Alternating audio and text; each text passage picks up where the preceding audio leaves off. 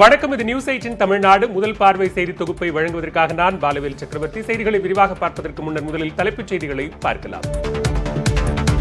தமிழகத்தில் 3வது நாளாக 7000-ஐ நெருங்கியது ஒருநாள் கொரோனா பாதிப்பு. ஒரே நாளில் வேலூர், திருவள்ளூர் உட்பட 5 மாவட்டங்களில் தலா 6 பேர் மரணம். மதுரை மாவட்டத்தில் 10,000-ஐ கடந்தது ஒட்டுமொத்த பாதிப்பு. தூத்துக்குடி, விருதுநகர், கோவை மாவட்டங்களிலும் தொடர்ந்து அதிகரிக்கும் தொற்று. ரேஷன் கடைகளில் இலவச மாஸ்க் வழங்கும் திட்டத்தை தொடங்கி வைத்தார் முதலமைச்சர் பழனிசாமி. நபர் ஒருவருக்கு 2 முகக்கவசங்களை வழங்க உத்தரவு.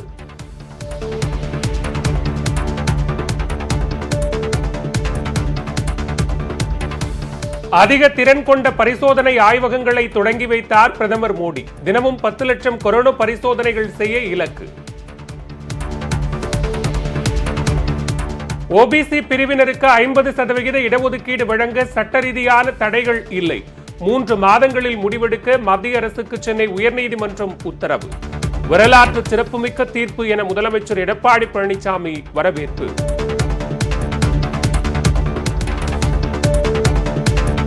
ஓபிசி இடஒதுக்கீடு கோரும் வழக்கில் மத்திய அரசு மேல்முறையீடு செய்யக்கூடாது. இந்த கல்வியாண்டிலேயே நடைமுறைப்படுத்த மு.க. ஸ்டாலின், ராமதாஸ் உள்ளிட்டோர் வலியுறுத்தல்.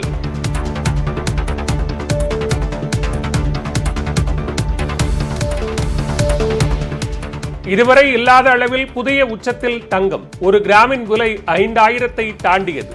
வெள்ளியின் விலையும் தொடர்ந்து அதிகரிப்பு.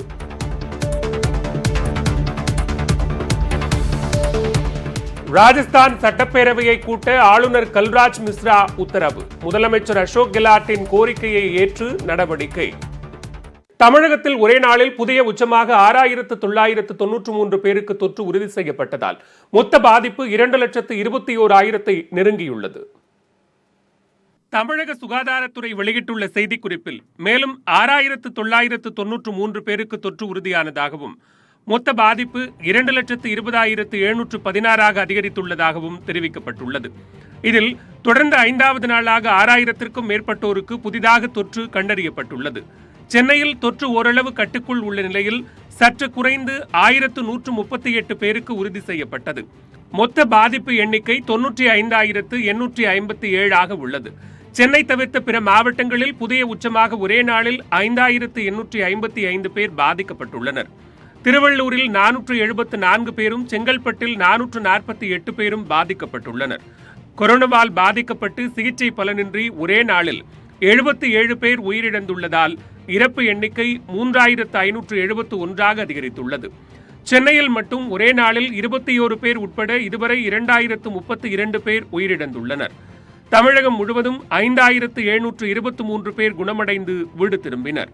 இதுவரை குணமடைந்தோர் விகிதம் 73 விழுக்காட்டை தாண்டி மொத்த எண்ணிக்கை 1,62,249 உள்ளது.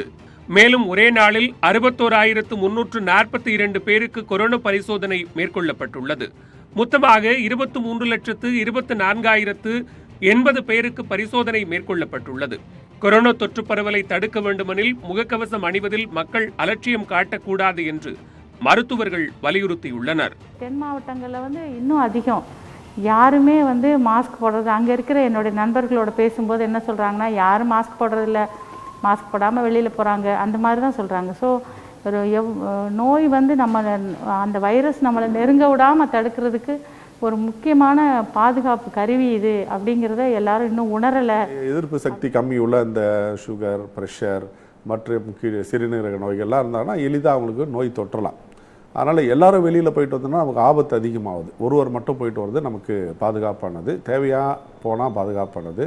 அப்படியே போகும்போது முகக்கவசம் அணிவது, தனி மனித இடைவெளி, கைகளை சுத்தமாக வைத்துக்கொள்வது பாதுகாப்பானது. கொரோனா தடுப்பு நடவடிக்கையை முறையாக பின்பற்றாததே தொற்று அதிகரிக்க காரணம் என்று கூறப்படுகிறது. இதனால் மக்கள் மேலும் விழிப்புணர்வுடன் இருக்க வேண்டும் என மருத்துவர்கள் தெரிவிக்கின்றனர். தமிழகத்தின் அனைத்து மாவட்டங்களிலும் புதிதாக கொரோனா தொற்று கண்டறியப்பட்டுள்ளது. செங்கல்பட்டு, திருவள்ளூர் மாவட்டங்களில் 450க்கும் மேற்பட்டோருக்கு கொரோனா பாதிப்பு உறுதி செய்யப்பட்டுள்ளது. மதுரையில் ஒரே நாளில் 249 பேருக்கு தொற்று கண்டறியப்பட்டுள்ளதால் அங்கு மொத்த பாதிப்பு 10,000-ஐ கடந்துள்ளது.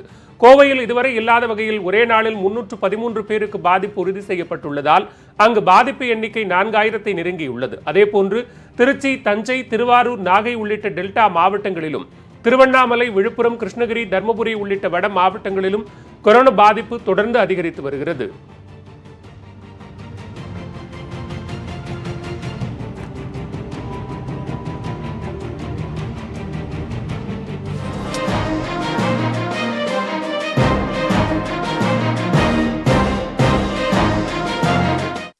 மருத்துவ படிப்பில் அகில இந்திய இடஒதுக்கீட்டில் ஓபிசி பிரிவினருக்கு இடஒதுக்கீடு வழங்குவது தொடர்பாக மத்திய அரசு 3 மாதங்களுக்குள் முடிவெடுக்க சென்னை உயர்நீதிமன்றம் அதிரடி உத்தரவிட்டுள்ளது.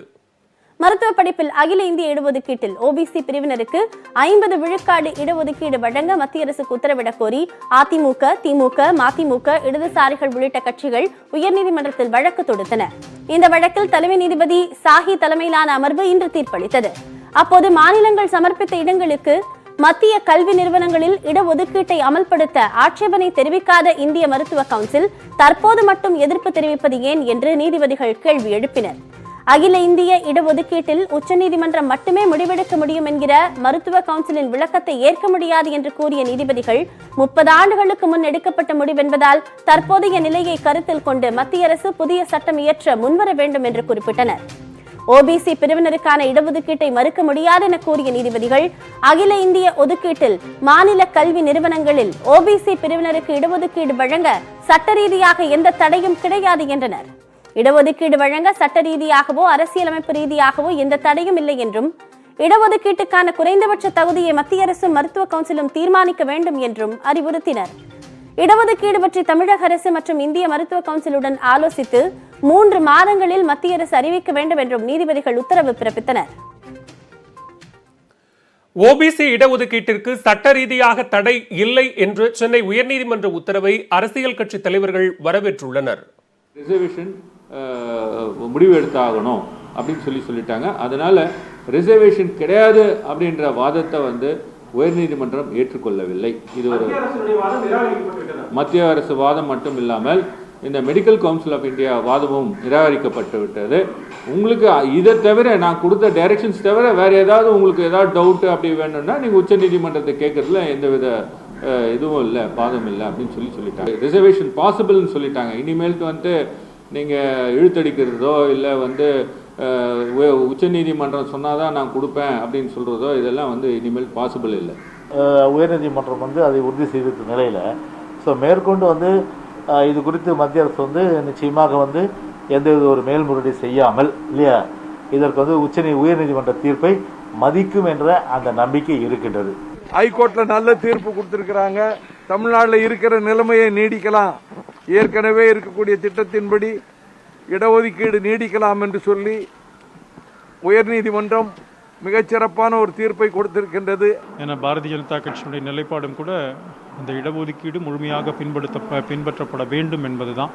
அந்த விதத்தில் இன்னைக்கு கூட ஒரு தீர்ப்பு வந்திருக்கு, வரவேற்கத்தக்க ஒரு தீர்ப்பு. மோடி அரசாங்கம் நீதிமன்றத்தின் மூலமாக அதை எவ்வளவு காலம் தாழ்த்த முடியுமோ அவ்வளவு காலம் தாழ்த்துவதற்கு முயற்சிக்கிறார்கள். அதிமுக அரசாங்கம் அவங்களுக்கு துணையா போறாங்க.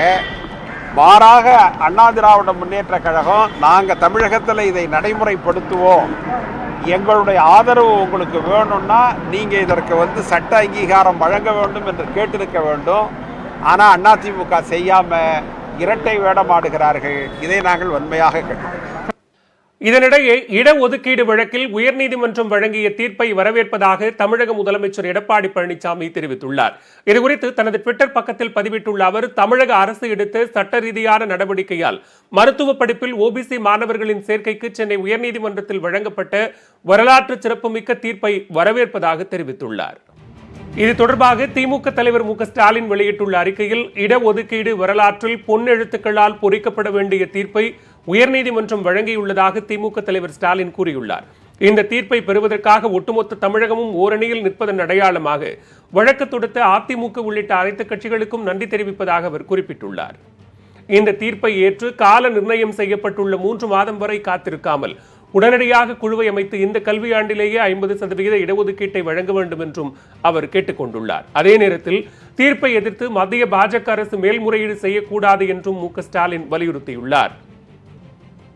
இதேபோன்று பாமக நிறுவனர் ராமதாஸ் வெளியிட்டுள்ள அறிக்கையில் உயர்நீதிமன்றத்தின் தீர்ப்பு சமூக நீதிக்கான பாமகவின் சட்ட போராட்டத்திற்கு கிடைத்த வெற்றி என்று தெரிவித்துள்ளார். மத்திய அரசு 3 மாதம் வரை காத்திருக்காமல் தமிழக அரசுடன் உடனடியாக பேசி குழுவை அமைக்க வேண்டும் என்றும் அவர் கேட்டுக் கொண்டுள்ளார். உச்சநீதிமன்றத்தில் மேல்முறையீடு என்ற தவறான அணுகுமுறையை மேற்கொள்ளக்கூடாது என்றும் ராமதாஸ் வலியுறுத்தியுள்ளார். மருத்துவ படிப்பில் ஓபிசி பிரிவினருக்கு 50% இடஒதுக்கீடு கோரி மத்திய அமைச்சரிடம் 2019 ஆண்டு ஜூன் மாதத்தில் முதலாக விடுதலை சிறுத்தைகள் கட்சி கோரிக்கை வைத்ததாக கட்சியின் தலைவர் திருமாவளவன் தெரிவித்துள்ளார். மேலும் அகில இந்திய ஒதுக்கீட்டில் பட்டியலினத்தவர்களுக்கு 18 விழுக்காடு என்பதை நடைமுறைப்படுத்த வேண்டும் என்றும் அவர் வலியுறுத்தியுள்ளார். விரைவாக மத்திய அரசு இதில் முடிவெடுக்க வேண்டும்.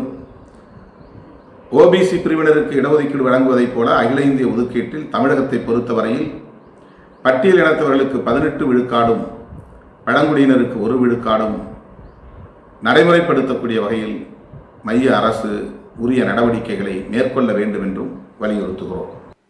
இதேபோன்று சென்னை உயர்நீதிமன்றத்தின் தீர்ப்பை வரவேற்பதாக கூறியுள்ள பாஜக மாநில தலைவர் எல் முருகன், மருத்துவ மேற்படிப்பில் அகில இந்திய ஒதுக்கீட்டில் ஓபிசியினருக்கு ஒதுக்கீடு அளிக்க முடியாது என மத்திய அரசு மனு தாக்கல் செய்துள்ளதாக திமுகவும் காங்கிரசும் பொய் பிரச்சாரம் செய்து வருவதாக அறிக்கை மூலம் குற்றம் சாட்டியுள்ளார். இதனிடையே இதர பிற்படுத்தப்பட்ட வகுப்பினருக்கான இடஒதுக்கீட்டை விரைந்து செயல்படுத்த தமிழக அரசு அழுத்தம் தர வேண்டும் என மக்கள் நீதி மய்யம் தலைவர் கமல்ஹாசன் வலியுறுத்தியுள்ளார். இதுகுறித்து அவர் வெளியிட்டுள்ள ட்விட்டர் பதிவில், சமூக நீதி காத்திட தாமதமோ மேல்முறையீடோ இன்றி இடஒதுக்கீடை இந்த ஆண்டே செயல்படுத்த வேண்டும் என்று அவர் கேட்டுக் கொண்டுள்ளார். மருத்துவ படிப்புகளில் ஓபிசி எனப்படும் இதர பிற்படுத்தப்பட்டோருக்கான இடஒதுக்கீடு வழங்குவது தொடர்பான விவாதங்கள் எழுந்துள்ள நிலையில் இடஒதுக்கீடு எவ்வாறு வழங்கப்படுகிறது என்று தற்போது பார்க்கலாம். சமூகத்தில் ஒடுக்கப்பட்ட மக்களுக்கு கல்வி மற்றும் வேலைவாய்ப்பில் உரிய பிரதிநிதித்துவம் வழங்கும் வகையில் இடஒதுக்கீடு முறை பின்பற்றப்பட்டு வருகிறது. மருத்துவ கல்வி என்பது முழுமையாக மாநில அரசுகளின் கட்டுப்பாட்டில் இருந்து வந்தது. இந்நிலையில் வெளிமாநில மாணவர்களுக்கு வாய்ப்பளிக்கும் வகையில் 1986 ஆண்டு மருத்துவம் மற்றும் பல் மருத்துவ படிப்புகளில் அகில இந்திய தொகுப்பு என்ற முறை உச்சநீதிமன்ற உத்தரவால் உருவாக்கப்பட்டது. அதன் அடிப்படையில் எம்பிபிஎஸ் மற்றும் பிடிஎஸ் படிப்புகளில் 15 விழுக்காடு இடங்களும், முதுநிலை மருத்துவ படிப்புகளுக்கு 50 விழுக்காடு இடங்களும் மத்திய தொகுப்புக்காக ஒதுக்கப்பட்டு வருகின்றன. அகில இந்திய தொகுப்பில் இடஒதுக்கீட்டு முறை பின்பற்றப்படாத நிலையில் 2006 ஆண்டு தாழ்த்தப்பட்ட மற்றும் பழங்குடியின மாணவர்களுக்கு இடஒதுக்கீடு வழங்க உச்சநீதிமன்றம் உத்தரவிட்டது. ஆனால் இதர பிற்படுத்தப்பட்ட மாணவர்களுக்கான இடஒதுக்கீடு உறுதி செய்யப்படவில்லை. மத்திய தொகுப்பில் உள்ள இடங்களுக்கு மாநிலங்களில் உள்ள இடஒதுக்கீட்டு சட்டத்தின்படி இடங்கள் ஒதுக்கப்பட வேண்டும் என்ற விதிமுறை உள்ளது. இதன் அடிப்படையில் தமிழகத்தில் தாழ்த்தப்பட்ட மாணவர்களுக்கு 18 விழுக்காடு இடங்களும், பழங்குடியின மாணவர்களுக்கு 1 விழுக்காடு இடமும், இதர பிற்படுத்தப்பட்டோருக்கு 50 விழுக்காடு இடங்களும் ஒதுக்கப்பட வேண்டும். இதில் தாழ்த்தப்பட்டோருக்கான இடஒதுக்கீட்டில் 15 விழுக்காடு மட்டுமே வழங்கப்பட்டு வருவதாக கூறப்படுகிறது. ஆனால் இதர பிற்படுத்தப்பட்ட மாணவர்களுக்கான இடஒதுக்கீடு 50 விழுக்காடு வழங்கப்படவில்லை என்பதே எதிர்க்கட்சிகளின் குற்றச்சாட்டாக உள்ளது. மாநில ஒதுக்கீட்டில் இடஒதுக்கீடு முறை பின்பற்றப்படுவதைப் போல மத்திய தொகுப்புக்கான இடங்களிலும் இடஒதுக்கீட்டு முறை பின்பற்றப்பட வேண்டும் என்பதே தற்போது எழுந்துள்ள கோரிக்கையாகும். வரலாற்றில் முன்னெப்போதும் இல்லாத வகையில் 1 சவரன் தங்கம் விலை 40,000 கடந்துள்ளது.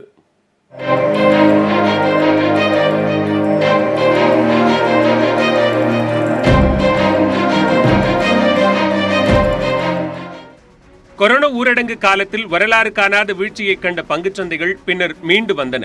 இருப்பினும் பங்குச்சந்தையில் காணப்படும் ஏற்ற இறக்கங்கள் உலக பொருளாதாரத்தில் காணப்படும் நிலையற்ற தன்மையால் தங்கத்தின் மீதான முதலீடு குவிந்து வருகிறது. இதனால் தங்கத்தின் விலை ராக்கெட் வேகத்தில் உயர்ந்து வருகிறது. தங்கத்துடன் போட்டி போட்டுக் கொண்டு வெள்ளி விலையும் கிடுகிடுவென உயர்ந்துள்ளது. 2020 ஆண்டின் தொடக்கத்தில் சென்னையில் 1 கிராம் ஆபரண தங்கம் 3735 ரூபாய்க்கு விற்கப்பட்டது. ஆனால் தற்போது சென்னையில் 1 கிராம் தங்கம் 5000 ரூபாயையும், சவரன் 40,000 ரூபாயையும் தாண்டியுள்ளது. 2020 இதுவரை 1 கிராம் தங்கம் 1278 ரூபாயும், ஒரு சவரன் 10,224 ரூபாயும் விலை உயர்ந்துள்ளது. ஜனவரி 1 50 ரூபாய் 30 காசுகளுக்கு விற்கப்பட்ட கிராம் வெள்ளி தற்போது 70 ரூபாய் 90 காசுகளுக்கு விற்கப்படுகிறது. ஜூலை 1ஆம் தேதி வரை வெள்ளி 1 கிராம் 54 ரூபாய் 70 காசுகளே இருந்த நிலையில் 4 வாரங்களில் விலை உச்சம் தொட்டுள்ளது. 4 வாரங்களில் 1 கிராம் தங்கம் 329 ரூபாயும் சவரன் 2632 ரூபாயும் உயர்ந்துள்ளது. தங்கத்தின் இந்த 4 கால் பாய்ச்சல் விலையேற்றம் தொடரும் என்று கூறப்படும் நிலையில் விலை சரியுமா என ஏழை எளிய மற்றும் நடுத்தர மக்கள் காத்துக் கொண்டிருக்கின்றனர். இது இப்படியே நீடிச்சதுன்னா கண்டிப்பாக எந்த பெற்றோராலையும் எந்த பொண்ணுங்களையும் கல்யாணம் பண்ணி கொடுக்க வாய்ப்பே இல்லை. மேக்ஸிமம் ஒரு நடுத்தர குடும்பத்தில் இருக்கிறவங்க பண்ணி கொடுக்கலாம். அதுக்கு கீழே சாதாரணமாக இருக்கிறவங்க அன்னன்னைக்கு கூலி வேலைக்கு போகிறவங்க கண்டிப்பாக அவங்க பொண்ணுங்களுக்கோ இல்லை கல்யாணம் பண்ணி கொடுக்கறதுக்கான வாய்ப்பே இல்லை. அந்தளவுக்கு விலை தங்கம் அதிகமாக இருக்குன்னு நான் நினைக்கிறேன். இப்போ கல்யாண வயசில் பிள்ளைங்களை வச்சுருக்கிறவங்க வாங்கணுன்ற கட்டாயத்தில் எப்படி அவங்க சமாளிப்பாங்கன்னு தெரியல. ஒரு 10 வருஷத்துக்கு முன்னாடி 1 லட்சத்துக்கு 10 பவுன் நானே எடுத்தேன். இப்போ நினைக்கவே பயமா இருக்குது. தங்கம் விலை உயர்வை பயன்படுத்தி சிலர் அடமானத்தில் இருக்கும் நகைகளை விற்று கடனை அடைக்கும் போக்கும், சிலர் கூடுதல் கடன் பெறும் போக்கும் அதிகரித்துள்ளதாக தகவல் வெளியாகியுள்ளது.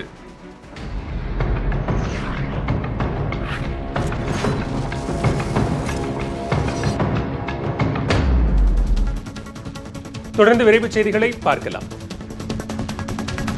தமிழக சட்டப்பேரவை குளிர்கால கூட்டத்தொடரை செப்டம்பர் 23ஆம் தேதிக்கு முன்பாக நடத்த திட்டமிடப்பட்டுள்ளதாக தகவல்கள் வெளியாகியுள்ளன. சட்டப்பேரவை விதிகளின்படி ஆண்டுதோறும் 2 முறை 6 மாத இடைவெளியில் கூட்டத்தொடர் நடத்தப்பட வேண்டும். கடந்த சில வருடங்களாக குளிர்கால கூட்டத்தொடர் நடத்தப்படவே இல்லை. இந்த ஆண்டில் மானிய கோரிக்கை மீதான விவாதத்துக்கு கடந்த மார்ச் 9ஆம் தேதி தொடங்கப்பட்ட சட்டப்பேரவை கூட்டத்தொடர் கொரோனா அச்சுறுத்தல் காரணமாக அவசரமாக மார்ச் 24ஆம் தேதிக்கு முடிக்கப்பட்டது. 6 மாதத்துக்குள் சட்டப்பேரவை கூட்டம் நடத்தப்பட வேண்டும் என்பதால் செப்டம்பர் 23ஆம் தேதிக்குள் குளிர்கால கூட்டத்தொடரை நடத்த உள்ளதாக சட்டப்பேரவை வட்டாரங்கள் தெரிவிக்கின்றன.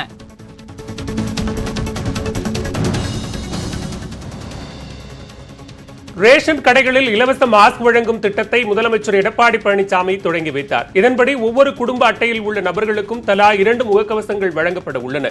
பருத்தி துணியிலான இந்த மாஸ்கை சலவை செய்து மக்கள் மீண்டும் மீண்டும் பயன்படுத்திக் கொள்ளலாம்.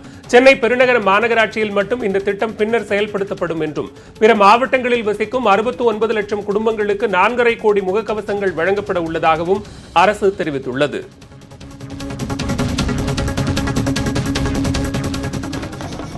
ரேஷன் கடைகளில் விலையில்லா பொருட்களை வாங்க ஆகஸ்ட் 1ஆம் தேதி முதல் வீடு வீடாக டோக்கன் விநியோகிக்கப்படும் என்று உணவுத்துறை அமைச்சர் காமராஜ் தெரிவித்துள்ளார்.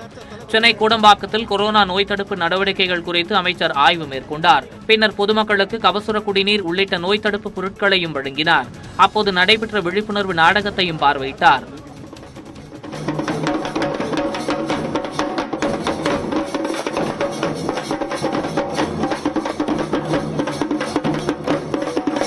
இதனையடுத்து செய்தியாளர்களிடம் பேசிய அமைச்சர் ரேஷன் பொருள் வழங்க உரிய நடவடிக்கை எடுக்கப்பட்டுள்ளதாக தெரிவித்தார். இந்த ஆகஸ்ட் மாதத்திற்குரிய பொருட்களை பெறுவதற்காக ரேஷன் பொருட்களை பெறுவதற்காக 1, 3, 4 ஆகிய தேதிகளில் டோக்கன் வழங்கப்பட இருக்கிறது. 5ஆம் தேதியிலிருந்து அத்தியாவசிய பொருட்களை ரேஷன் கடையில் பொதுமக்கள் பெற்றுக்கொள்ளலாம். அந்த அடிப்படையில் 5ஆம் தேதியிலிருந்து ரேஷன் கடைகளில் அவர்களுக்குரிய முகக்கவசங்களையும் பெற்றுக்கொள்ளலாம் என தெரிவித்துக் கொள்கிறேன். தமிழகத்தில் டாஸ்மாக் கடைகளை மூட வேண்டும் என்ற சென்னை உயர்நீதிமன்ற உத்தரவுக்கு விதிக்கப்பட்ட இடைக்கால தடை தொடரும் என உச்சநீதிமன்றம் தெரிவித்துள்ளது. தமிழகத்தில் ஊரடங்கு காலத்தில் டாஸ்மாக் கடைகள் திறக்கப்பட்டதற்கு எதிரான வழக்கில் கடைகளை மூடும்படி சென்னை உயர்நீதிமன்றம் உத்தரவிட்டது.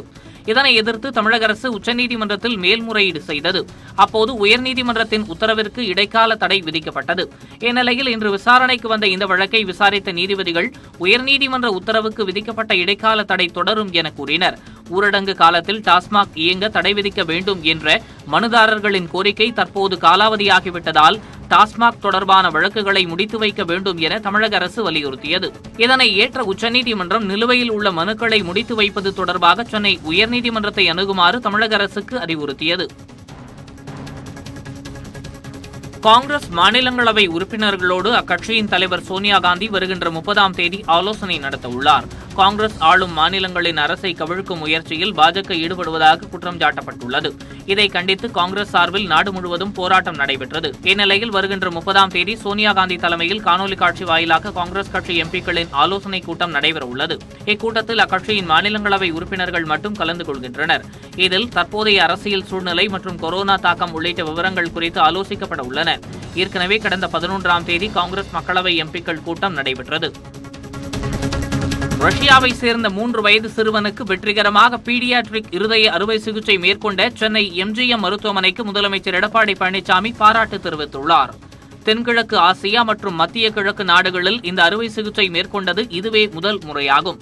இதை கௌரவிக்கும் வகையில் எம்ஜிஎம் மருத்துவமனை மருத்துவர்களுடன் முதலமைச்சர் காணொலி காட்சி மூலம் கலந்துரையாடினார். பின்னர் பேசுகையில், இந்தியாவில் மருத்துவ தலைநகரமாக தமிழகம் விளங்குவதற்கு இது ஒரு சான்று என புகழாரம் சூட்டினார். எம்ஜிஎம் மருத்துவர்கள் நிகழ்த்தியதைப் போல மருத்துவ சிகிச்சை முறைகளில் பல புதிய சாதனைகளை படைத்து தமிழ்நாட்டு மருத்துவர்கள் சாதிக்க பிறந்தவர்கள் என்பதை உலகிற்கு மீண்டும் மீண்டும் நிரூபிக்க வேண்டும் என்று அன்போடு மருத்துவர்களை கேட்டுக்கொள்கின்றேன். கந்தசஷ்டி கவசத்தை இழிவுபடுத்தியதாக கைது செய்யப்பட்ட கருப்பர் கூட்டம் சுரேந்திரன் மீது குண்டர் சட்டம் பாய்ந்துள்ளது. கருப்பர் கூட்டம் என்ற யூடியூப் சேனல் வழியாக கந்தசஷ்டி கவசம் குறித்து அவதூறு பரப்பியதாக செந்தில்வாசன் மற்றும் சுரேந்திரன் ஆகியோர் கைது செய்யப்பட்டனர். இதில் சுரேந்திரன் மீது ஏற்கனவே 5 பிரிவுகளின் கீழ் வழக்கு பதிவு செய்யப்பட்டுள்ள நிலையில் இருவரையும் ஜூலை 30ஆம் தேதி வரை காவலில் வைக்குமாறு நீதிமன்றம் உத்தரவிட்டது. இதனிடையே கருப்பர் கூட்டத்தின் வீடியோக்கள் அனைத்தும் யூடியூபில் இருந்து நீக்கப்பட்டன. இந்நிலையில் தற்போது சுரேந்திரன் மீது குண்டர் சட்டத்தில் வழக்கு பதிவு செய்யப்பட்டுள்ளது. அதேபோல முகமது நபி குறித்து அவதூறு கருத்தை வெளியிட்ட கோபால் என்பவர் மீதும் குண்டர் சட்டத்தில் வழக்கு பதிவு செய்ய சென்னை காவல்துறை ஆணையர் மகேஷ்குமார் அகர்வால் உத்தரவு பிறப்பித்துள்ளார். சாத்தான்குளம் தந்தை மகன் கொலை வழக்கை விசாரித்து வரும் சிபிஐ அதிகாரிகளில் மேலும் ஒருவருக்கு கொரோனா தொற்று ஏற்பட்டுள்ளது. இந்த வழக்கை விசாரித்து வரும் 5 அதிகாரிகளுக்கு ஏற்கனவே தொற்று உறுதி செய்யப்பட்ட நிலையில் தற்போது மேலும் ஒருவருக்கும் கொரோனா பாதிப்பு ஏற்பட்டுள்ளது. அதிகாரிகள் 6 பேர் கொரோனா பாதிப்பிற்குள்ளாகி இருப்பதால் மதுரை ஆத்திக்குளத்தில் உள்ள சிபிஐ அலுவலகம் 2 நாட்களுக்கு மூடப்படும் என அறிவிக்கப்பட்டுள்ளது. தமிழகத்தில் 12ஆம் வகுப்பு பொதுத் தேர்வை தவறவிட்டவர்களுக்கு நடைபெற்ற சிறப்பு தேர்வில் சொற்ப எண்ணிக்கையிலான மாணவர்களை பங்கேற்றனர். 12ஆம் வகுப்பு பொதுத் தேர்வை 30,000க்கும் மேற்பட்ட மாணவர்கள் எழுதவில்லை என கூறியிருந்த அரசு அவர்களுக்கான சிறப்பு தேர்வை நடத்தியது. பள்ளி மாணவர்களில் விண்ணப்பித்த 175 பேரில் 147 பேர் தேர்வில் பங்கேற்றனர். தனித் தேர்வர்களில் விண்ணப்பித்த 673 பேரில் 372 பேரே கலந்து கொண்டனர். சில தேர்வு மையங்களில் மாணவர்களை வராத நிலையில் சில தேர்வு மையங்களில் 2 அல்லது 3 பேர் மட்டுமே எழுதினர். வேதியியல், கணக்கு பதிவியல், புவியியல் பாடங்களுக்கு நடந்த தேர்வில் மொத்தமாக 519 பேரே பங்கேற்றனர். கிருஷ்ணகிரி மாவட்டத்தில் பாரத் பெட்ரோலியம் நிறுவனம் குழாய்கள் பதிப்பதற்காக விளைநிலங்களை கையகப்படுத்தும் நடவடிக்கைக்கு எதிர்ப்பு தெரிவிக்கப்பட்டுள்ளது. கோவை மாவட்டம் இருக்கூரிலிருந்து திருப்பூர், ஈரோடு உள்ளிட்ட மாவட்டங்கள் வழியாக கர்நாடக மாநிலம் தேவனகுந்தி வரையில் 700 கிலோமீட்டர் தூரத்திற்கு பெட்ரோலிய குழாய்களை பதிக்க திட்டமிட்டுள்ளது. ஆனால் விவசாயிகள் அனுமதியின்றி அவர்களின் நிலங்களை கையகப்படுத்துவதாக கூறி ராயக்கோட்டையில் விவசாயிகள் தனிமனித இடைவெளியை பின்பற்றி ஆர்ப்பாட்டத்தில் ஈடுபட்டனர். கொரோனா காலத்தை பயன்படுத்தி பாரத் பெட்ரோலிய நிறுவன அதிகாரிகள் அடாவடித்தனமாக அப்பாவி உழவர்களை மிரட்டுவதும் கையெழுத்து வாங்குவதுமான முயற்சியில் இருக்கிறார்கள். தமிழக முதலமைச்சர் உடனடியாக தலையிட்டு இந்த திட்டத்தை தடை செய்கிற வேலையை உடனடியாக செய்ய வேண்டும். அமெரிக்காவில் கடும் பசியில் இருக்கும் முதலைக்கு அதன் பயிற்சியாளர் உணவளிக்கும் காட்சிகள் பார்ப்போருக்கு பதற்றத்தை உருவாக்குகின்றன.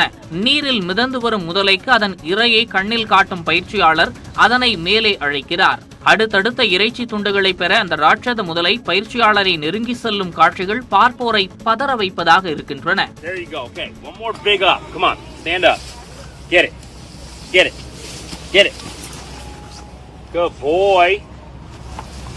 Oh, you want more, dude? I can't give you all the meat. Kovai மாவட்டம் பேரூர் பட்டீஸ்வரர் கோவில் யானை மற்றும் பாகன் கொரோனாவின்றி நலமுடன் இருப்பதாக கோவில் நிர்வாகம் தெரிவித்துள்ளது. பிரசித்தி பெற்ற பட்டீஸ்வரர் கோவில் யானை கல்யாணிக்கு உடல்நலக்குறைவு ஏற்பட்டுள்ளதாகவும் யானை பாகன் ரவிக்கு கொரோனா தொற்று உறுதியாகி உள்ளதாகவும் சமூக வலைதளங்களில் தகவல் பரவியது. இதனை மறுத்துள்ள கோவில் நிர்வாகத்தினர் யானை பாகன் ரவி குடியிருக்கும் வீட்டின் உரிமையாளருக்கு தான் கொரோனா தொற்று உறுதியாகி இருப்பதாக விளக்கம் அளித்தனர். அதனால் முன்னெச்சரிக்கையாக வீட்டிலேயே தனிமைப்படுத்தப்பட்டுள்ள ரவி வரும் வரை துணை பாகன் ராம்ஜி யானையை பராமரித்து வருவதாகவும் தெரிவித்தனர். செய்திகள் தொடர்கின்றன. கொரோனா வைரஸை எதிர்கொள்வதில் சரியான நேரத்தில் சரியான முடிவுகளை மேற்கொண்டதன் மூலம் முன்னணி நாடுகளை விட இந்தியாவில் இறப்பு விகிதம் குறைவாக இருப்பதாக பிரதமர் நரேந்திர மோடி தெரிவித்துள்ளார். கொரோனா வைரஸ் பரிசோதனைக்காக மேற்கு வங்க தலைநகர் கொல்கத்தா, உத்தரப்பிரதேச மாநிலத்தின் நொய்டா, மகாராஷ்டிரா தலைநகர் மும்பை ஆகிய இடங்களில் இந்திய மருத்துவ ஆராய்ச்சி கவுன்சில் சார்பில் அதிவிரைவு பரிசோதனை மையங்கள் அமைக்கப்பட்டுள்ளன. இந்த ஆய்வகங்களை பிரதமர் நரேந்திர மோடி காணொலி காட்சி மூலம் திறந்து வைத்தார். அப்போது 3 மாநில முதலமைச்சர்களுடன் காணொலி காட்சி மூலம் கலந்து கொண்டனர். அப்போது பேசிய பிரதமர் நரேந்திர மோடி, கொரோனா வைரசுக்கு எதிராக மிகப்பெரிய மற்றும் மிக நீண்ட போராட்டத்தின் முக்கிய அம்சமாக நாட்டில் கொரோனா தொடர்பான மருத்துவ கட்டமைப்புகளை வேகமாக அமைக்க வேண்டியிருந்ததாக குறிப்பிட்டார். தற்போது நாட்டில் 11,000க்கும் மேற்பட்ட கொரோனா சிகிச்சை மையங்களும் 11 லட்சத்திற்கும் மேற்பட்ட தனிமைப்படுத்துதல் படுக்கைகளும் இருப்பதாக அவர் தெரிவித்தார். நாட்டில் 1300 பரிசோதனை மையங்கள் இருப்பதுடன் நாள்தோறும் 5 லட்சத்திற்கும் மேற்பட்ட மாதிரிகள் பரிசோதிக்கப்படுவதாகவும் நரேந்திர மோடி கூறினார். சரியான நேரத்தில் சரியான முடிவை எடுத்ததன் மூலம் பல்வேறு முன்னணி நாடுகளை விட இந்தியாவில் இறப்பு விகிதம் குறைவாக இருப்பதாகவும் பல்வேறு நாடுகளையும் விட குணமடைந்தோர் விகிதம் அதிகமாக இருப்பதாகவும் பிரதமர் கூறினார். தினசரி 10 லட்சம் மாதிரிகள் வரை பரிசோதனை மேற்கொள்ளும் வகையில் பரிசோதனை கட்டமைப்புகளை மேம்படுத்த முயற்சிகள் மேற்கொள்ளப்பட்டு வருவதாகவும் பிரதமர் தெரிவித்தார்.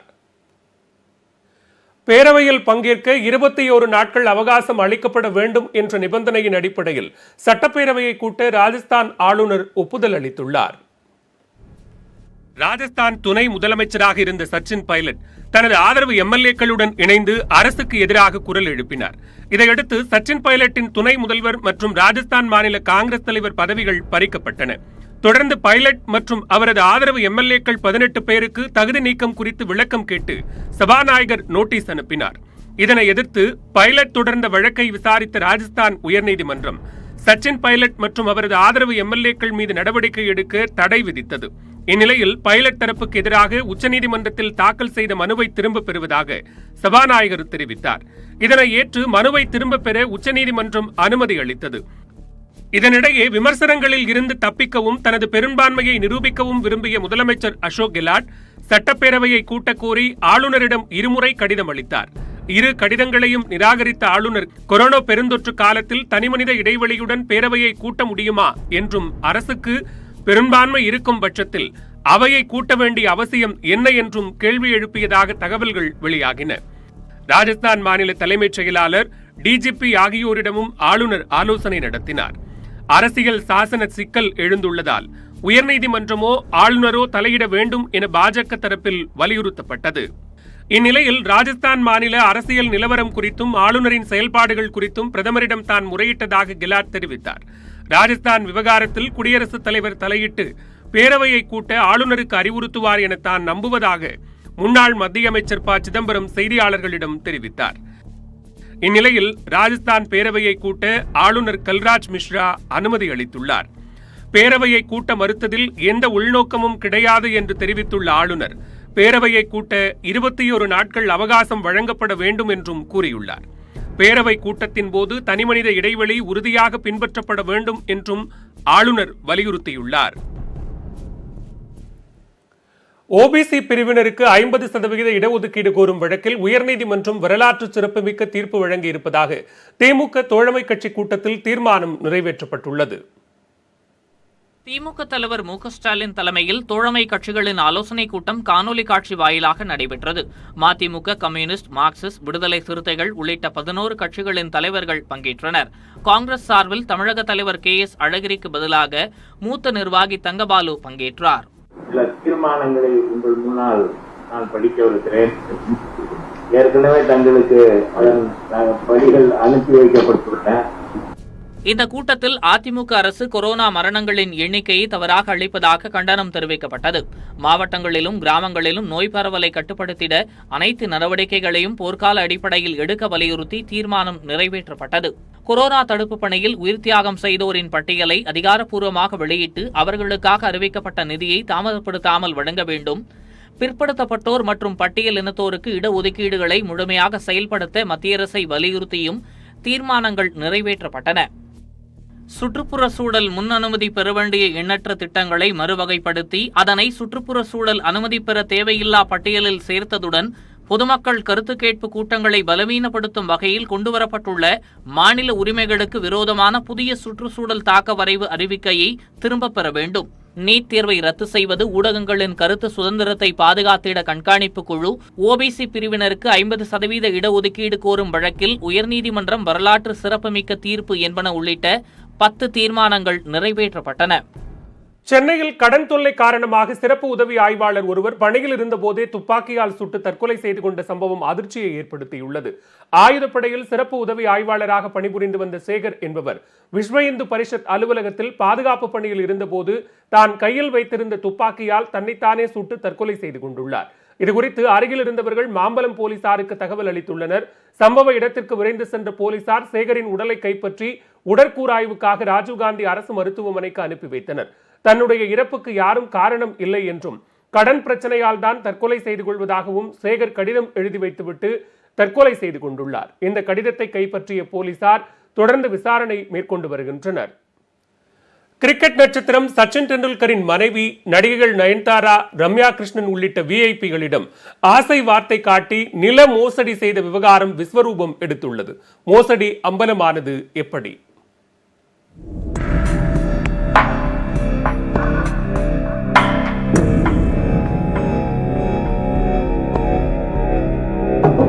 ஹைதராபாத், பெங்களூருவில் நீர்நிலைகளை ஒட்டி தனி வீடுகள் கட்டலாம்.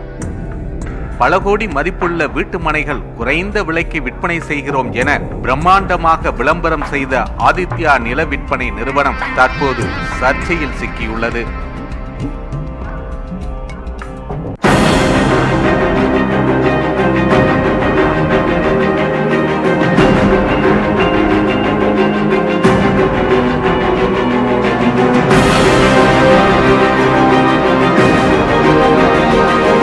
ஹைதராபாத்தை தலைமையிடமாக கொண்டு செயல்பட்டு வரும் ஆதித்யா நில விற்பனை நிறுவனத்தின் மேலாண் இயக்குனர் கோட்டா ரெட்டிக்கும் அவரது கூட்டாளியும் உறவினருமான சுதீர் ரெட்டிக்கும் இடையே வெடித்த மோதலே இந்த முறைகேட்டை அம்பலப்படுத்தியுள்ளது. 2008ஆம் ஆண்டு கிரிக்கெட் வீரர் சச்சின் டெண்டுல்கரின் மனைவி அஞ்சலி டெண்டுல்கருக்கு 6 ஏக்கர் நிலத்தை ஆதித்யா நிறுவனம் விற்பனை செய்துள்ளது. அதேபோல நடிகை நயன்தாராவிற்கும் ஏக்கர் கணக்கில் நிலத்தை விற்றுள்ளது ஆதித்யா நிறுவனம். நடிகை ரம்யா கிருஷ்ணனும் விளம்பரத்தை நம்பி ஆதித்யா நிறுவனத்திடம் இருந்து 2 ஏக்கர் நிலத்தை வாங்கியுள்ளார். சினிமா துறை, விளையாட்டு நட்சத்திரங்கள், அரசியல்வாதிகள் என விஐபிக்கள் 25 பேரை குறிவைத்து சுமார் 40 ஏக்கர் நிலங்களை விற்பனை செய்தது ஆதித்யா நிறுவனம். இதில் அதிர்ச்சி என்னவென்றால் விஐபிக்கள் வாங்கியுள்ள நிலத்தில் கட்டுமானம் செய்ய முடியாது. ஏனென்றால் அவை நீர்நிலை புறம்போக்கு என்று தற்போது அம்பலமாகியுள்ளது. அந்த நிலங்களில் கட்டடங்கள் கட்டப்பட்டதை பார்த்த உள்ளூர் வருவாய்த்துறை அதிகாரிகள் உடனே பணிகளை நிறுத்தச் சொல்லி ஆதித்யா நிறுவனத்திற்கு நோட்டீஸ் அனுப்பியுள்ளனர். அதில் தொடங்கிய மோதல் ஆதித்யா நிறுவனத்தின் உரிமையாளர்களுக்கிடையே சண்டை ஏற்பட காரணமானது. விவசாயிகளிடம் இருந்து 1 ஏக்கர் நிலத்தை 5 லட்சம் ரூபாய்க்கு வாங்கிய ஆதித்யா நிறுவனம் விஐபிகளுக்கு அதே 1 ஏக்கர் நிலத்தை 1 கோடி ரூபாய்க்கு மேல் விற்பனை செய்துள்ளதாக குற்றச்சாட்டு எழுந்துள்ளது. ஹைதராபாத்தில் இருந்து 30 கிலோமீட்டர் தொலைவில் அமைந்துள்ள சர்ச்சைக்குரிய நிலம் சுமார் 3000 ஏக்கர் சாகுபடிக்கு தேவையான மழைநீர் பிடித்து வைக்கும் ஆதாரம் என்கிறார்கள் அதிகாரிகள். இந்த விவகாரம் விஸ்வரூபம் எடுக்கும் என்பதை முன்கூட்டியே யூகித்த கோட்டா ரெட்டி தனது துப்பாக்கி மற்றும் 100 கோடி ரூபாய் மதிப்புள்ள மனைகளின் பத்திரங்களை உறவினர் சுதீர் ரெட்டி திருடி விட்டதாக கடந்த வாரம் புகார் அளித்துள்ளார். இரு தரப்புக்கும் இடையே நடக்கும் வார்த்தை போரில் அடுத்தடுத்து முறைகேடுகள் அம்பலமாகி வருகின்றன. மோசடி குறித்து விஐபிக்கள் புகார் அளிப்பார்களா? நில மோசடி விவகாரத்தில் திருப்பம் ஏற்படுமா?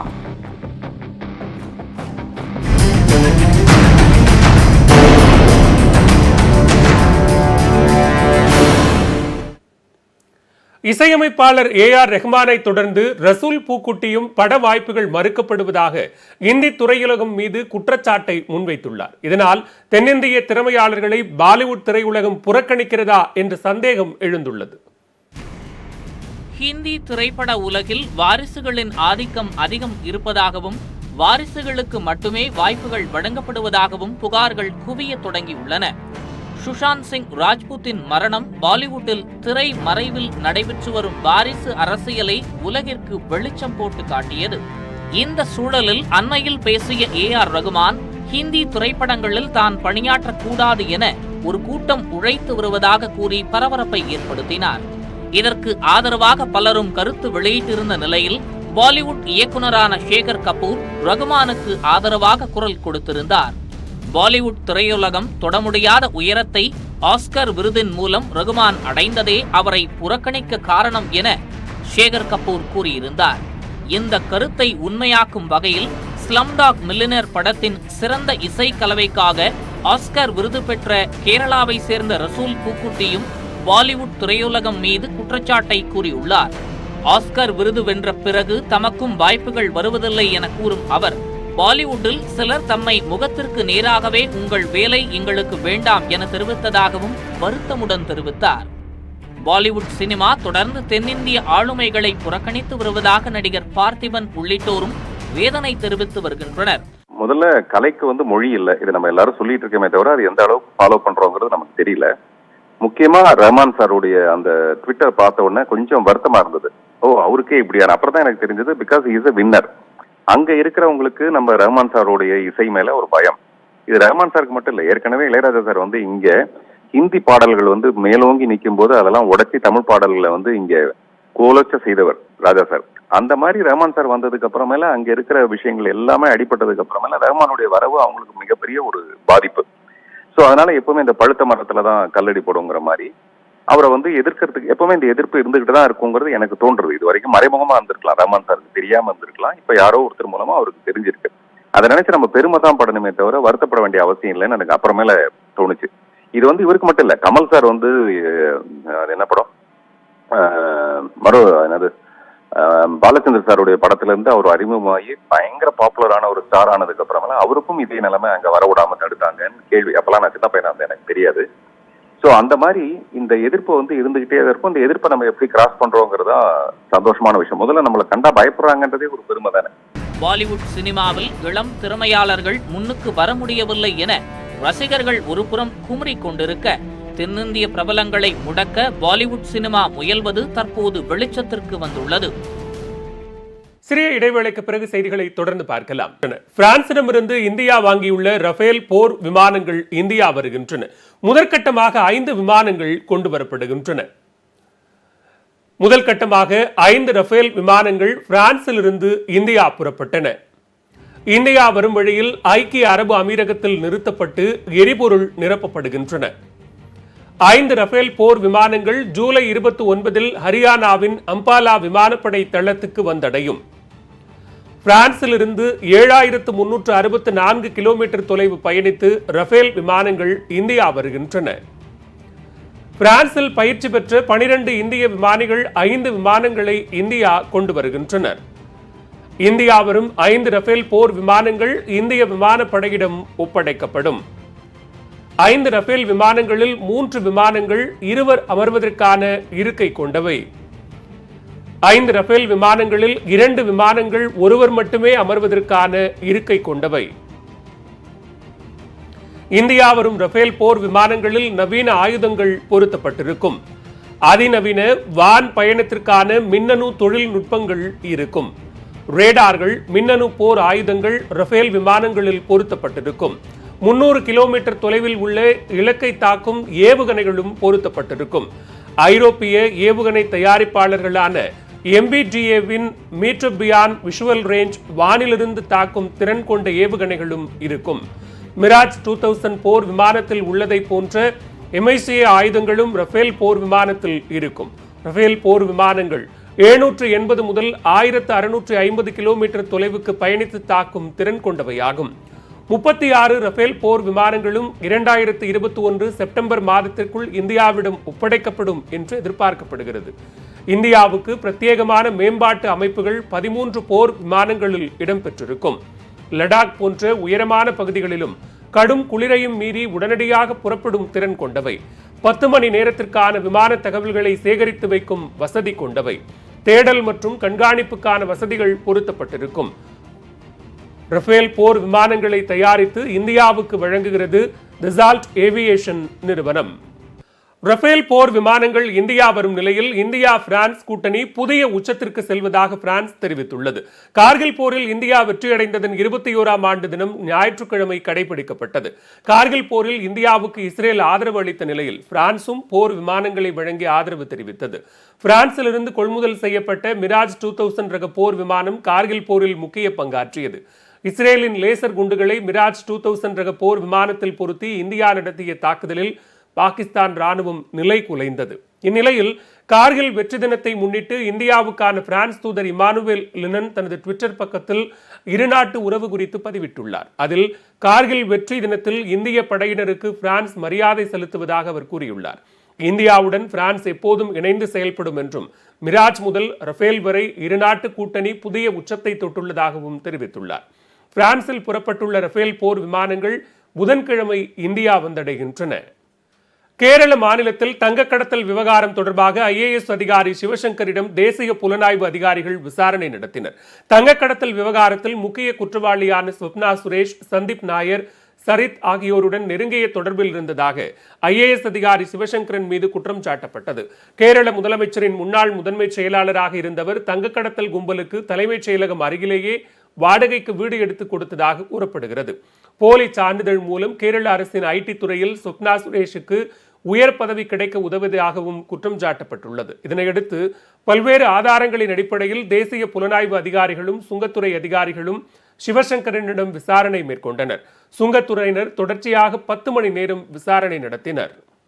சென்னையில் ஆன்லைன் கேமில் பணம் வைத்து விளையாடி தோற்று போனதால் மனமுடைந்த கல்லூரி மாணவர் தற்கொலை செய்து கொண்டார். தனது காதலிக்கு உருக்கமான கடிதம் ஒன்றையும் எழுதி வைத்துவிட்டு உயிரை மாய்த்து கொண்டுள்ளார். ஆன்லைன் சூதாட்டத்தில் பணம் சம்பாதிக்க ஆசைப்பட்ட கல்லூரி மாணவர் தான் பகுதி நேர வேலை பார்த்து சம்பாதித்த அனைத்து பணத்தையும் தோற்றதால் மனமுடைந்து தற்கொலை செய்து கொண்டார். கல்லூரி மாணவர் ஆன்லைன் சூதாட்டத்திற்கு அடிமையாகி தற்கொலை செய்து கொண்டது எப்படி? சென்னை TP சத்திரம் பகுதியை சேர்ந்த கல்லூரி மாணவர் நிதிஷ்குமார் காட்டாங்குளத்தூரில் உள்ள தனியார் கல்லூரியில் 3ஆம் ஆண்டு படித்து வந்தார். கொரோனா காலத்தில் கல்லூரி விடுமுறை என்பதால் தனக்கு பிடித்த டாட்டூ போடும் தொழிலை செய்து வந்துள்ளார். சென்னை அமைந்தகரையில் உள்ள தனியார் டாட்டூ நிலையம் ஒன்றில் பணியாற்றி வந்த நிதிஷ்குமார் ஞாயிற்றுக்கிழமை வீடு திரும்பவில்லை. பெற்றோர் கடையின் உரிமையாளரிடம் விசாரித்துள்ளனர். அவர் கடைக்கு சென்று பார்த்தபோது நிதிஷ்குமாரின் இருசக்கர வாகனம் கடை வாசலில் நின்றது. தொடர்ந்து கடையின் கதவை தட்டியும் திறக்காததால் மற்றொரு சாவியை வைத்து கடையை திறந்துள்ளார். அப்போது கடைக்குள் நிதிஷ்குமார் தூக்கிட்டு தற்கொலை செய்து கொண்ட நிலையில் இருந்தது தெரிய வந்துள்ளது. இதையடுத்து உறவினர்கள் மற்றும் போலீசாருக்கு கடை உரிமையாளர் தகவல் தெரிவித்துள்ளார். சம்பவ இடத்திற்கு சென்ற அமைந்தகரை போலீசார் நிதிஷ்குமார் உடலை கைப்பற்றினர். அவரது கையில் இருந்த தற்கொலை கடிதம் ஒன்றையும் போலீசார் கைப்பற்றினர். அந்த கடிதத்தில் தனது தற்கொலைக்கு தான் மட்டுமே காரணம் என்று கூறியுள்ளார். தான் சேர்த்து வைத்த பணத்தை எல்லாம் கேஸ்ட்ரோ கிளப் என்ற ஆன்லைன் கேமில் தோற்றுவிட்டதாக எழுதியுள்ளார். இழந்த பணத்தை மீட்க தான் வேலை செய்த கடையிலிருந்து 20,000 ரூபாய் பணத்தை எடுத்து கேம் விளையாடி அதையும் தோற்றுவிட்டதாக கூறியுள்ளார். அதனால் ஏற்பட்ட மன அழுத்தத்தால் தற்கொலை செய்து கொள்வதாக கூறியுள்ளார். மேலும் கடையிலிருந்து பணத்தை எடுத்தது தப்புதான் என்றும் தன்னை மன்னித்து விடுமாறு கடையின் உரிமையாளரை கடிதத்தில் கேட்டுக்கொண்டுள்ளார். மேலும் பெற்றோரிடமும் மன்னித்து விடுமாறு கூறியுள்ள அவர் தனது காதலிதான் தனக்கு உயிர் என்றும் அவரிடமும் தன்னை மன்னித்து விடுமாறு எழுதியுள்ளார். அடுத்த ஜென்மம் என ஒன்று இருந்தால் அதில் இருவரும் சேரலாம் என்றும் தற்கொலை கடிதத்தில் காதலிக்கு உருக்கமாக எழுதியுள்ளார். மேலும் தன்னோட போன் பாஸ்வேர்டு எண்ணை குறிப்பிட்டுள்ள நிதிஷ்குமார் போனில் காதலியின் பெயரை ராட்சசி என்று பதிவு செய்திருப்பதாகவும் அவருக்கு தகவல் சொல்லுமாறும் கூறியுள்ளார். கடைசியாக தனது முகத்தை ஒருமுறை அவர் பார்த்துக் கொள்ளட்டும் எனவும் அந்த கடிதத்தில் நிதிஷ்குமார் கூறியுள்ளார். கடிதத்தை கைப்பற்றிய போலீசார் உடலை மீட்டு பிரேத பரிசோதனைக்காக கீழ்ப்பாக்கம் அரசு மருத்துவமனைக்கு அனுப்பி வைத்தனர். தொடர்ந்து வழக்கு பதிவு செய்து போலீசார் விசாரணை மேற்கொண்டு வருகின்றனர். நல்ல பையன், சூப்பர். அதெல்லாம் ஒன்றும் எந்த பிரச்சனை இல்லை. எங்களுக்கே தெரியாது சார், இந்த மாதிரி கேம் விளையாடுறதுலாம் எங்களுக்கு தெரியாது. ஃபோன் நோண்டிக்கும் போது ஏன்டா அந்த மாதிரி பண்ணேன்னா சும்மா நான் படிக்கிறேன் கொள்கிறேன் அப்படின்னு சொல்லி எங்களுக்கு தெரியாது. நான் வந்து கடை வைக்க வந்து அலுப்பில் வந்து நாங்கள் படுத்துருவோம். அதெல்லாம் ஒன்றும் இல்லைப்பா, எந்த பிரச்சனையும் இல்லை அப்படின்னா. இந்த காசுக்காக எதனா பண்ணோன்னா அவன் கடவுள் தான் தெரியும் என்ன பண்ணான்னு சரி. இந்த மாதிரி நிறைய பேர் வந்து கொரோனாவில் லீவில் இருக்கிறதுனால அந்த காலேஜ் ஸ்டூடெண்ட்ஸ்லாம் நிறைய காசு சம்பாதிக்கணும்னு சொல்லிட்டு வீட்டிலேருந்து மொபைலில் ஆன்லைனில் கேம்பிளிங் விளாட்றாங்க. இதை வந்து வன்மையாக கண்டிக்கிறோம். ஆன்லைன் கேம் விளையாடி அதன் மூலம் ஏற்படும் மன அழுத்தத்தால் பலர் தற்கொலை செய்து கொண்டு வரும் நிலையில் ஆன்லைன் சூதாட்டம் மூலம் பணம் சம்பாதிக்க ஆசைப்பட்ட இளைஞர் பணத்தை இழந்து மன உளைச்சலில் தற்கொலை செய்து கொண்ட சம்பவம் அதிர்ச்சியை ஏற்படுத்தியுள்ளது. குற்றவாளிகளை மட்டுமல்ல, கொரோனாவால் பாதிக்கப்பட்டவர்களையும் நாய்களால் கண்டறிய முடியும் என்கிறது ஓர் ஆய்வு. அது என்ன ஆய்வு, அதன் முடிவுகள் என்ன என்பதை இந்த தொகுப்பில் பார்க்கலாம். உலக மக்களை அச்சத்தில் ஆழ்த்தியுள்ள கொரோனா வைரசுக்கு மருந்து கண்டுபிடிக்கும் பணி ஒரு பக்கமும், தடுப்பு மருந்து பரிசோதனை மற்றொரு புறமும் தீவிரமாக நடைபெற்று வருகிறது. வாசனையை கண்டறிவதில் மனிதர்களை விட 10,000 மடங்கு அதிக திறன் பெற்றவை நாய்கள் என்கின்றனர் ஆய்வாளர்கள். புற்றுநோய், மலேரியா, வைரஸ் தொற்றுக்களை கண்டறிய ஏற்கனவே நாய்கள் பயன்படுத்தப்பட்டு வருகின்றன. இந்நிலையில் குற்றவாளிகளையும் வெடிபொருட்களையும் கண்டறிந்து காவல்துறைக்கு உதவி வரும் நாய்களால் கொரோனா வைரஸ் நோயாளிகளையும் கண்டறிய முடியுமா என்பது குறித்து ஆய்வு நடத்தியது ஜெர்மனியில் உள்ள கால்நடை மருத்துவ பல்கலைக்கழகம். இதற்கு ஜெர்மனி ராணுவத்தில் பணியாற்றி வரும் 8 நாய்களுக்கு 1 வார காலம் பயிற்சி அளித்தனர். கொரோனாவால் பாதிக்கப்பட்டவர்கள், பாதிக்கப்படாதவர்கள் என 1000 பேரின் உமிழ்நீர் மாதிரிகளை இந்த நாய்களை மோப்பம் பிடிக்க வைத்தனர். இதில் கொரோனா நோயாளிகளை 94% அளவுக்கு துல்லியமாக நாய்கள் அடையாளம் கண்டுள்ளதாக ஆராய்ச்சியாளர்கள் தெரிவித்துள்ளனர். நோய் தொற்றால் பாதிக்கப்பட்ட நபருக்கு மெட்டபாலிசம், அதாவது வளர்சிதை மாற்றம் முற்றிலும் மாறுபடும் என்பதால் நாய்களால் எளிதில் கண்டறிய முடிவதாக ஆராய்ச்சியை மேற்கொண்ட பேராசிரியர் மாரேன் ஓன் கோக்ரிச் தெரிவித்துள்ளார். கொரோனா மற்றும் பிற காய்ச்சல்களை வேறுபடுத்தி பார்க்கும் வகையில் நாய்களுக்கு அடுத்த கட்டமாக பயிற்சி அளிக்க உள்ளதாக ஓன் கோக்ரிச் கூறினார். இதனிடையே தென் அமெரிக்க நாடான சிலியில் கொரோனா நோயாளிகளை அடையாளம் காண்பதற்காக நாய்களுக்கு 1 மாதமாக பயிற்சி அளிக்கப்படுகிறது. போதைப் பொருட்கள், வெடிபொருட்கள் மற்றும் மாயமான நபர்களை கண்டறியும் பணியில் ஈடுபடுத்தப்பட்ட 4 நாய்களுக்கு இந்த பயிற்சி அளிக்கப்படுகிறது. இந்த நாய்களை அடுத்த மாதத்தில் பொது இடங்களில் நிறுத்தி கொரோனா நோயாளிகளை அடையாளம் காண உள்ளதாக நிபுணர்கள் தெரிவிக்கின்றனர். சென்னையில் குதிரைகள் மற்றும் சாரட் வண்டிகளை வைத்து பிழைப்பு நடத்துபவர்கள் வாழ்வாதாரம் இழந்து தவித்து வருகின்றனர். கொரோனா ஊரடங்கால் ஆடம்பர திருமணங்கள் அடியோடு காணாமல் போன நிலையில் அதனை நம்பியிருந்த குதிரை சாரட் வண்டி உரிமையாளர்களின் வருமானமும் அடியோடு நின்றுவிட்டது. வேகம், சுறுசுறுப்பிற்கு பெயர் பெற்ற குதிரைகள் பல மாதங்களாக கட்டி வைக்கப்பட்டுள்ளன. திருமண ஊர்வலங்களில் பங்கேற்கும் அலங்கார அணிவகுப்பு குதிரைகள் பயிற்சியை மறந்துவிடக் கூடாது என்பதற்காக அவ்வப்போது அதற்கு பட்டாடை போர்த்தி நடன பயிற்சி அளிக்கின்றனர் அதன் உரிமையாளர்கள்.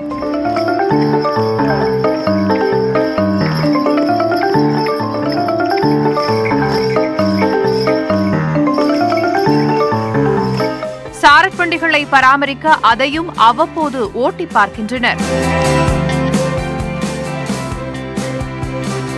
சென்னை சேப்பாக்கம் முதல் மாமல்லபுரம் வரை 100க்கும் மேற்பட்ட குதிரைகள் பராமரிக்கப்பட்டு வருகின்றன. கடற்கரைகளில் குதிரை சவாரி தொழிலும் முடங்கியதால் ஏராளமானோர் வருமானமின்றி திண்டாடுகின்றனர். இது ஒரு 10 வயசுலேருந்து குதிரை தொழிலில் தான் இருக்கேன், பண்ணிட்டு இருக்கேன். எங்கள் அப்பா பாட்டங்காலத்துலேருந்து நாங்கள் பண்ணிட்டு இருக்கோம். எங்கள் அப்பா காலம் பாட்டா காலத்துலேருந்து பண்ணின்னு இருக்கோம். இதோட வருமானமும் வரல, எதுவும் பண்ண முடியல, கஷ்டம்தான் இருக்குது. நாங்கள் என்ன பண்ண முடியும்? குதிரைக்கும் தோடு போட முடியாமல், இதுவும் பண்ண முடியாமல் நாங்களும் யோசிச்சுன்னு தான் இருக்கிறோம். என் வயிறு சொல்கிறேன், எதனா ஒரு கவர்மெண்ட்டால் எங்களால் முடிஞ்ச ஒரு ஹெல்ப் பண்ணி கேட்குறோம். எதுவுமே வாழ்வாதாரம் இல்லாமல் இருக்கிறோம். நாங்கள் எதனா ஒரு ஹெல்ப், உங்களால் முடிஞ்ச ஒரு ஹெல்ப் கொடுத்தா பரவாயில்ல. ரெட் கிராஸ் அமைப்பிலிருந்து குதிரைகளுக்கு அவ்வப்போது உணவுகள் வழங்கினால் அதுவும் பற்றாக்குறையாக இருப்பதாக குதிரை உரிமையாளர்கள் கூறுகின்றனர். இதனால் கம்பீரமாக இருந்த பல குதிரைகள் தற்போது மெலிந்து காணப்படுகின்றன. குதிரை ஓட்டுபவர்களும் தற்போது கிடைக்கும் கூலி வேலைகளுக்கு சென்றுவிட்டதாக தெரிவிக்கின்றனர். சாப்பாடு கஷ்டம், பசங்களுக்கு கூலி கொடு கஷ்டம், அந்த மாதிரி தான் நிலைமையில் நாங்கள் இருக்கிறோம். தீனி வைக்கணும், பில்லு போடணும், அதெல்லாம் போய் இப்போ அதுக்கெல்லாம் காசு கொடுத்து வாங்குறதுக்கு நாங்கள் வட்டிக்கு தான் வாங்குகிறோம். 10 பைசா வட்டி, 5 பைசா வட்டி தான் கொடுக்குறாங்க இங்கே. நாங்கள் இங்கே வாங்கிட்டு வந்து அது நாங்கள் தீனி போட்டுக்கிறோம். ஒரு 3 மாதமாக கஷ்டமாக தான் இருக்குது. எதுவும் வருமானமே கிடையாது. சாப்பாட்டுக்கும் கஷ்டம்தான். எதுவும் வெளியில் போய் வேலை செய்ய தெரியாது எங்களுக்கு. ஆட்டோ ஓட்ட தெரியாது, எந்த ஒரு வேலை தெரியாது. இந்த குதிரை வேலை தான் எங்களுக்கு தெரியும். எந்த இது தொழிலும் தெரியாது எங்களுக்கு சுத்தமாக. இந்த வேலை தான் எங்களுக்கு பரம்பரையாக அந்த வேலை தான் செய்கிறோம் நாங்கள். இந்த தொழிலை நம்பி குதிரைகளுக்கு முடிவெட்டுபவர்கள், லாடமடிப்பவர்களின் குடும்பமும் வருமானமின்றி தவிக்கிறது. நியூஸ் 18 தமிழ்நாடு செய்திகளுக்காக ஒளிப்பதிவாளர் ஸ்ரீராமுடன் குரு ராஜேந்திரன். தமிழகத்தில் மேலும் 2 எம்எல்ஏக்களுக்கு கொரோனா தொற்று உறுதியாகியுள்ளது. தமிழகத்தில் கொரோனா பரவல் நாளுக்கு நாள் புதிய உச்சத்தை எட்டி வருகிறது. கொரோனா தடுப்பு பணியில் உள்ள முன்கள பணியாளர்கள் மற்றும் அமைச்சர்கள், எம்எல்ஏக்கள் தொற்று பாதிப்புக்கு ஆளாகி வருகின்றனர். இந்நிலையில் கன்னியாகுமரி மாவட்டம் கிள்ளியூர் தொகுதி காங்கிரஸ் எம்எல்ஏ ராஜேஷ்குமாருக்கு தொற்று கண்டறியப்பட்டதால் ஆசாரிப்பள்ளம் மருத்துவமனையில் சிகிச்சைக்காக அனுமதிக்கப்பட்டார். இந்நிலையில் தற்போது நாகர்கோவில் திமுக எம்எல்ஏ சுரேஷ் ராஜனுக்கும் தொற்று இருப்பது உறுதி செய்யப்பட்டுள்ளது. வியட்நாமில் 3 மாத இடைவெளிக்கு பிறகு மீண்டும் கொரோனா வைரஸ் பரவியுள்ளது. இதனைத் தொடர்ந்து டானாங் நகரிலிருந்து 80,000 சுற்றுலா பயணிகளை வெளியேற்றும் பணியில் அரசு ஈடுபட்டுள்ளது.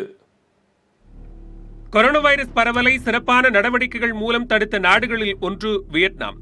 தென்கிழக்கு ஆசியாவில் உள்ள வியட்நாமில் வெளிநாட்டினர் வருவதற்கு தொடக்கத்திலேயே தடை விதிக்கப்பட்டது. வெளிநாடுகளிலிருந்து வரும் உள்ளூர் மக்கள் 14 நாட்கள் தனிமைப்படுத்தப்பட்டனர். மேலும் சோதனைகள் தீவிரப்படுத்தப்பட்டன. இதன் மூலம் 420 பேருக்கு மட்டுமே கொரோனா தொற்று பரவி இருந்தது. உயிரிழப்பு எதுவும் ஏற்படவில்லை. இந்நிலையில் 100 நாட்கள் இடைவெளிக்கு பிறகு கொரோனா பரவல் ஏற்பட்டுள்ளது. சுற்றுலா நகரமான டானாங்கில் 57 வயதான நபருக்கு கடந்த சனிக்கிழமை தொற்று உறுதி செய்யப்பட்டது. அவருடன் தொடர்பில் இருந்த 100க்கும் மேற்பட்டோருக்கு சோதனை செய்ததில் அவர்களில் யாருக்கும் கொரோனா தொற்று இல்லை என்பது தெரியவந்தது. இந்நிலையில் மேலும் 3 பேருக்கு கொரோனா தொற்று ஞாயிற்றுக்கிழமை உறுதி செய்யப்பட்டது. இந்த 4 பேரில் ஒருவர் அருகில் உள்ள குவாங்னுகாய் மாகாணத்தில் இருந்து வந்தவர். 4 பேருக்கும் உள்ள தொடர்பு குறித்து கண்டறியப்படவில்லை என்று அரசு தெரிவித்துள்ளது. உள்ளூர் அளவில் கொரோனா பரவியதை தொடர்ந்து டானாங் நகரில் சுற்றுலாவுக்கு அரசு தடை விதித்துள்ளது. நகரில் உள்ள 80,000 சுற்றுலா பயணிகளை வெளியேற்றும் பணிகளும் நடைபெற்று வருகின்றது. இதற்காக டானாங் பகுதியிலிருந்து 11 நகரங்களுக்கு தினமும் 100 விமானங்கள் இயக்கப்படுகின்றன.